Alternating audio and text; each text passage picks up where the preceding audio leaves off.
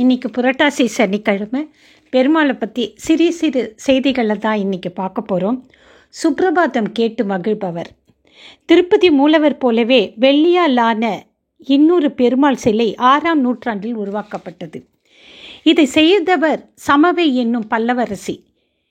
மேல் திருப்பதி கோயில் வளாகத்தின் 8வது கல்வெட்டில் அரசை பற்றிய குறிப்பு இடம்பெற்றுள்ளது. அக்காலத்தில் இந்த பெருமாள் மணவள பெருமாள் என அழைக்கப்பட்டார். தற்போது போக ஸ்ரீனிவாசர் என அழைக்கப்படுகிறார். இன்பம் அனுபவிப்பவர் என்பது பொருள்.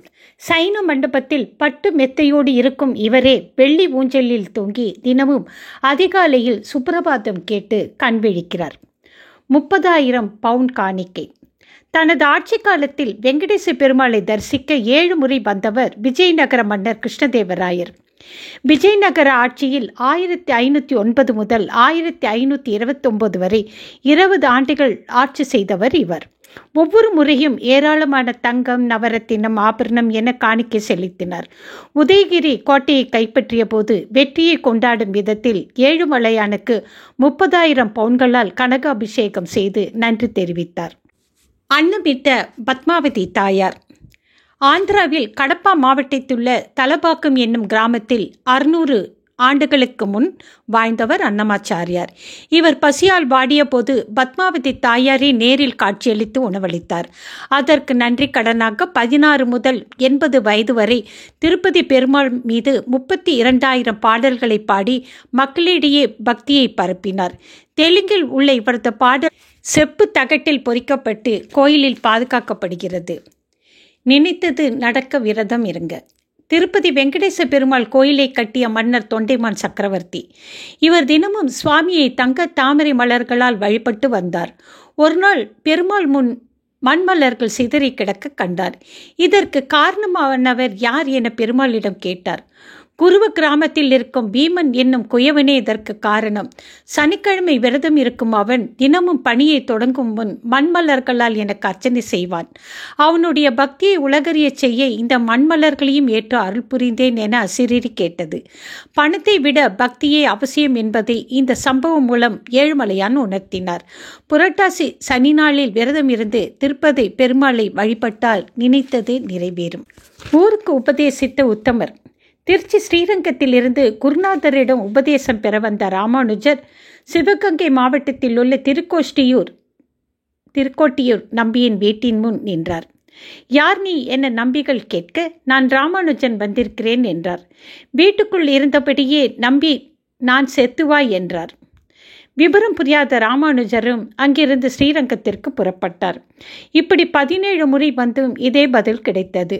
கடைசியாக ராமானுஜர் நான் என்று சொல்லாமல் பணிவுடன் அடியேன் ராமானுஜன் வந்திருக்கிறேன் என்றார். இப்படி சொன்னதும் சீடனாக ஏற்று ஓம் நமோ நாராயணாய என்னும் மந்திரத்தை உபதேசித்தார். யாரிடமும் இதை சொல்லக்கூடாது என்றும் மீறினால் நரகம் கிடைக்கும் என்றும் எச்சரித்தார்.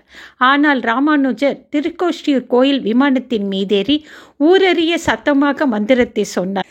கோபம் கொண்ட நம்பியிடம் ராமானுஜர், நான் ஒருவன் நரகம் போனாலும் ஊரார் நன்மை பெற்றால் போதும் என்றார். ஊருக்கு உபதேசித்த உத்தம ராமானுஜரிடம் நீயே என்னிலும் பெரியவர் என்று நம்பி பாராட்டினார். திருக்கோஷ்டியூர் சௌமிய நாராயண பெருமாள் கோயில் விமானத்தில் ராமானுஜர் சிலை உள்ளது. எதிரில் கல் திருமாளிகை எனப்படும் திருக்கோட்டியூர் நம்பியின் வீடும் உள்ளது. சனிப்பெருக்கு தானம். புரட்டாசி சனியை சனிப்பெருக்கு என்று சிறப்பாக சொல்வர். இந்நாளில் பஞ்சலட்சுமி திரவியம் தானம் செய்தால் வீட்டில் செல்வம் பெருக்கும்.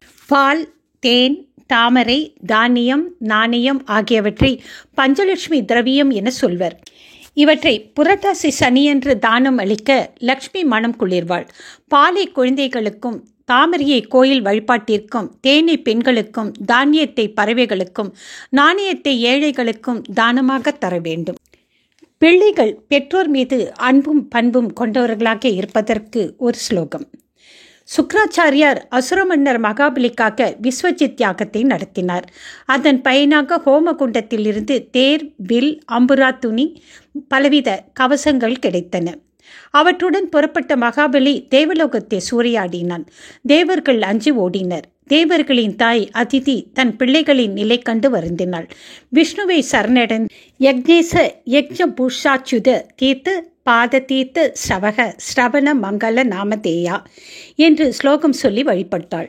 யாகங்களால் ஆராதிக்கப்படுபவனே, பழமை மிக்கவனே, புதுமையானவனே, கங்கையை திருவடியில் கொண்டவனே, ஆறு போல பெருக்கி அருள் பொழிபவனே, கல்யாணம் குணமிக்க திருநாமங்கள் கொண்டவனே என்பது இந்த ஸ்லோகத்தின் பொருள்.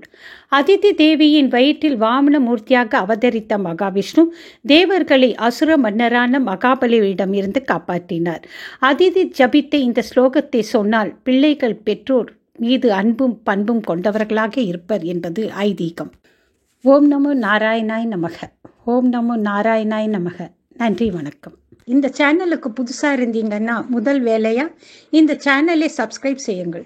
இந்த வீடியோ தொடர்பான உங்கள் கருத்துக்களை அவசியம் கமெண்ட் பாக்ஸில் பதிவு செய்யவும். அப்புறம் மறக்காம கமெண்ட் பாக்ஸில் ஓம் ஸ்ரீ மாபிரிவா சரணம் என்று எழுதுங்கள். வணக்கம்.